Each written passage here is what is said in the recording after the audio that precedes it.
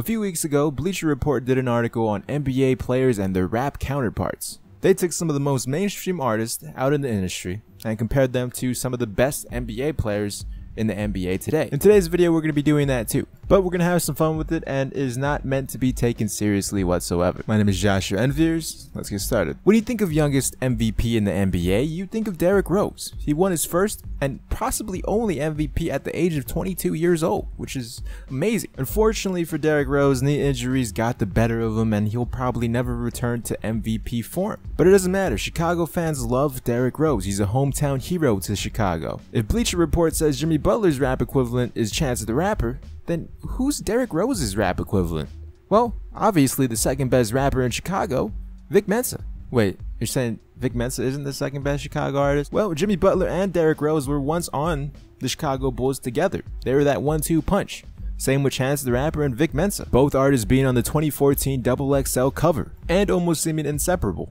But one artist won a Grammy and the other artist is kind of becoming irrelevant, unfortunately. And last time I checked, friends don't cut out friends from group pictures with Jay-Z and Beyonce. Moving from Chicago to LA, let's talk about D'Angelo Russell. Russell's my favorite NBA rookie coming into the 2015 NBA draft. I absolutely loved him at Ohio State. Unfortunately for most NBA prospects nowadays, college is just a one-year thing. And the success you had in college doesn't necessarily translate over into the NBA, or at least not yet. D'Angelo Russell's only been in the league for 2 years, so he still has a lot of room to grow. But in the short time he's been in the NBA, he's accidentally or purposely snitched on his teammate Nick Young on cheating on his girlfriend Iggy Azalea, which ultimately caused Nick Young and Iggy to break up. And this story sounds so familiar to me. What rap artist have I heard accidentally snitch on their teammate?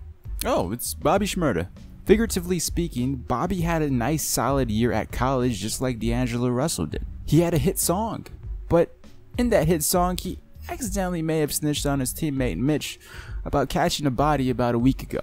And because of that and multiple other things, he won't be getting out of jail for quite some time. Staying in Los Angeles, let's talk about the Clippers and Blake Griffin, who may not be a Clipper for much longer depending on how free agency goes. But Blake Griffin is a monster. You know, he's expanded his game so much in the past few years, from just being this dude that could only dunk with no other moves to now being able to dunk, you know, do some post moves and take it outside to the mid-range and possibly even some threes at times. Blake Griffin has evolved into a great power forward in this league. Probably not one of the best, but a good one to say the least that any team wants on their team. But is this the season that Blake Griffin takes a few steps backwards? Because Blake Griffin's rap counterpart is Logic. Logic's a fan favorite on the internet, just like Blake Griffin is. He's had multiple albums and mixtapes that his fans just absolutely loved. But this year, he released Everybody. And I don't know if you know this, but he's half black and half white. Did you know that? Did you know Logic is half black and half white? Because it's not like he mentioned that almost on every single song on the album. I'm just kidding. He actually did mention that in almost every single song of the album. Moving on, let's talk about Carmelo Anthony. Carmelo Anthony used to be one of the primary scorers in the NBA and one of the most talked about players as well. But ever since he decided he wanted that money, he wanted that check to stay in New York, things haven't been looking so great for him. Especially when the Knicks found out they have a new cornerstone in their organization in Kristaps Porzingis. Hopefully they're able to handle that situation correctly. But ever since this weird new era in New York where they don't know if they're rebuilding or trying to compete for a playoff spot that obviously isn't working, a lot of fans have started to diss Carmelo Anthony, saying they don't want him on the team anymore. A lot of fans have turned on this man. And what makes it all worse is he lost his one and only ring with the split between him and Lala.